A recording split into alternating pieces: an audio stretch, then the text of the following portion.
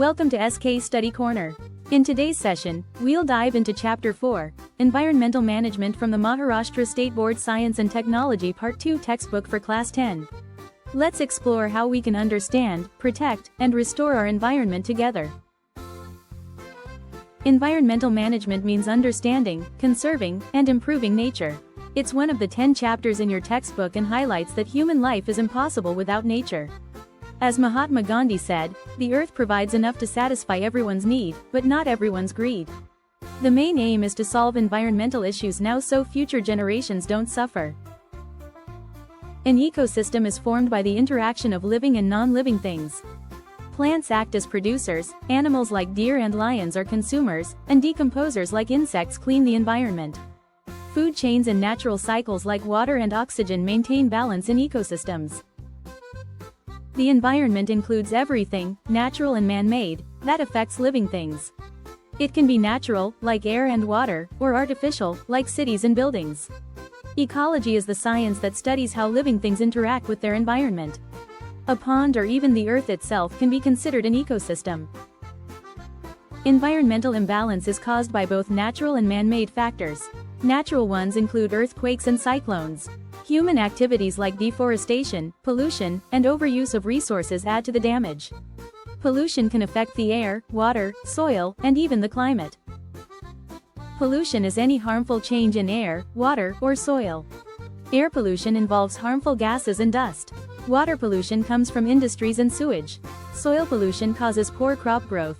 Radioactive pollution can lead to serious health problems and was seen in disasters like Chernobyl. Without nature, we can't survive. That's why protecting the environment is so important.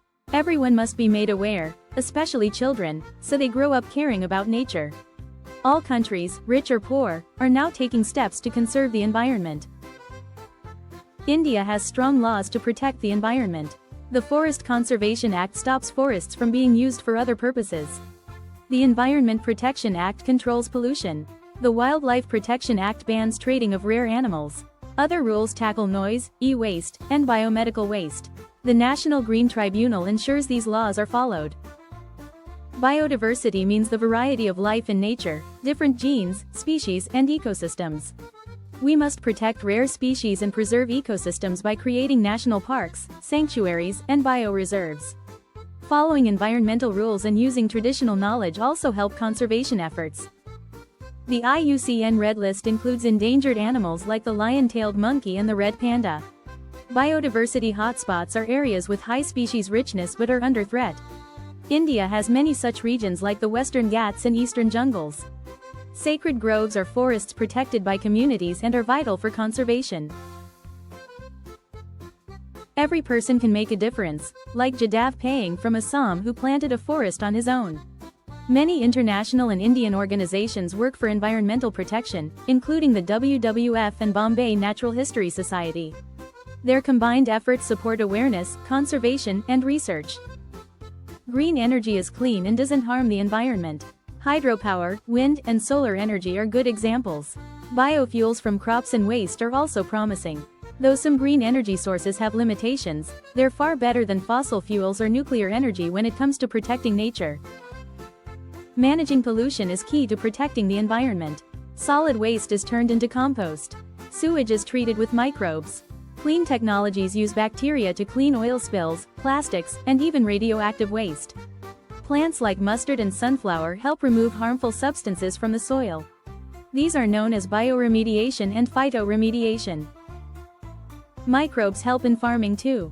Biofertilizers like rhizobium improve soil health. Biopesticides like Bt toxins kill pests without harming humans. Organic farming avoids chemical use and keeps the environment clean. These methods support a sustainable future for agriculture. To protect our planet, we must work together. We need to understand ecosystems, fight pollution, conserve biodiversity, use green energy, and apply modern science responsibly. Everyone, from individuals to governments, has a role. Remember, pure air and pure water are keys to a healthy life. Plant trees, save paper, and choose sustainability for a better tomorrow. Thank you for watching this video from SK Study Corner. We hope you now have a clear understanding of environmental management, its challenges, solutions, and our shared responsibility in protecting nature. Don't forget, pure air, pure water is the key to a healthy life. Let's conserve, act responsibly, and build a greener tomorrow, together. Like, share, and subscribe for more educational content. See you in the next chapter.